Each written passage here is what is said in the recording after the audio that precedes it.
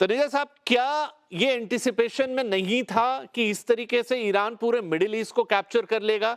यहां पर इजराइल और अमेरिका दोनों सरप्राइज्ड हैं, या फिर ये भी चीज थी, उसके स्केल का अंदाजा नहीं था? क्योंकि पिछली बार तो जब युद्ध हुआ था जून में पिछले साल, तो नुकसान 99% ही जो था वो इसराइल को हुआ था। इस बार तो आपने दो वॉरशिप खड़े करके इसराइल को बचा लिया, लेकिन ये सारे देश उसकी जद में आ गए। तो क्या यहां पर अमेरिका और इसराइल खुद को थोड़ा फंसा हुआ महसूस कर रहे हैं? अगर वो और ज्यादा फायर पावर करते हैं तो हो सकता है आउटराइट आके ईरान हमले करना शुरू कर दे और पूरा मिडिल ईस्ट और बुरी तरह से इससे हिट हो। नहीं, देखिए, जो अभी तक आज जो देखने को मिला है सुबह से, जिस तरह से सऊदी अरामको की रिफाइनरी पे हमला हुआ, वो छोटी रिफाइनरी है, मैं कई दफे वहां गया हूँ।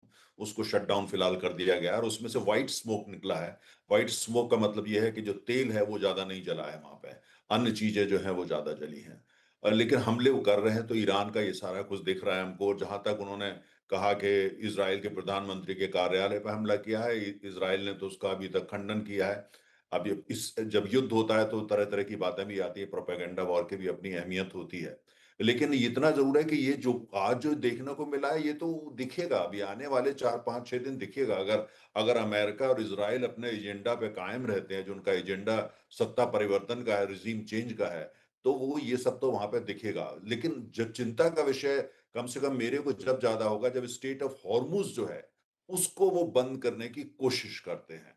अगर वो वहां अपने नेवल शिप्स भेजते हैं या वहां पे जो है वो माइंस बिछा देते हैं और जो मूवमेंट है उसको रोकते हैं। स्टेट ऑफ हॉर्मुज आज तक इतिहास में कभी बंद नहीं हुई है। अगर वो उसको बंद करने की कोशिश करते हैं तो जाहिर है अमेरिका रिटेलिएट करेगा। सऊदी अराम को भी बीच में कूदेगा, सऊदी अरेबिया, और वो भी उसको जो है रोकने की कोशिश करेगा। अगर जब तक ये नहीं होता, दूसरा जो बड़ा अहम चीज है, अगर ईरान वास्तव में चाहता है कि इसको एस्केलेट करे और एस्केलेट ऐसे कर दे कि पूरे मध्य पूर्व जो है उसमें आग लग जाए, उसके लिए जैसे कि अटकलें आज सुबह से लगाई जा रही हैं, क्या ईरान ऐसा करेगा? वो ये कि वो अपनी फौज को कुवैत में भेज दे।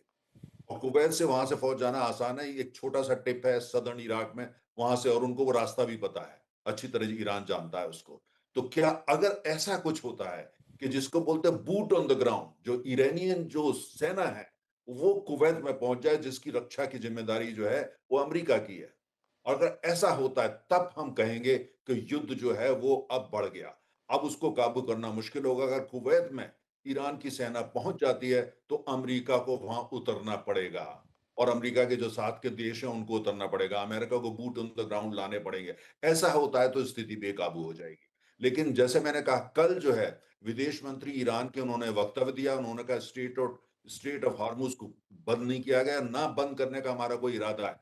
अटकलें सुबह से चल रही हैं कि शायद कुवैत पे ये कुछ ना कर दें, लेकिन इस तरह का कोई मूवमेंट अभी नजर नहीं आया। तो अभी जो कुछ भी हो रहा है ये वही है, उसका थोड़ा-सा जो है विस्तृत हमने नक्शा देख रहे हैं। और आने वाले 4, 5, 6 दिन जो भी अमेरिका, इज़राइल का एजेंडा है, ये जो बातें थी कि ओमान में बात हो रही थी, वो तो न्यूक्लियर की बात हो रही थी।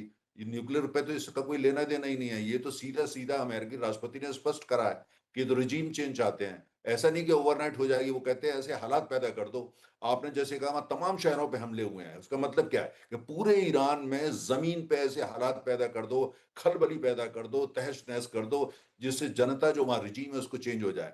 अब वहाँ सब ठीक है, उनके जो सुप्रीम लीडर चले गए, दूसरे लोग आए, लेकिन वो बात नहीं है। कुल मिलाकर के उनको लगता है कि शायद जो बहुत बड़ी चोट पहुँचा दी गई है। लेकिन जैसे मैंने कहा, जब युद्ध में आप जाते हैं, आपके इरादे कुछ होते हैं, आपके प्लान कुछ होते हैं। जब युद्ध शुरू हो जाता है तो वो क्या दिशा लेता है, कहाँ कोई चिंगारी बहुत बड़ा विस्फोट कर देती है और कहाँ स्थिति बेकाबू हो जाती है। फर्स्ट वर्ल्ड वॉर देखिए, सेकंड वर्ल्ड वॉर जी। देखिए, तमाम और ये कहना बड़ा मुश्किल है।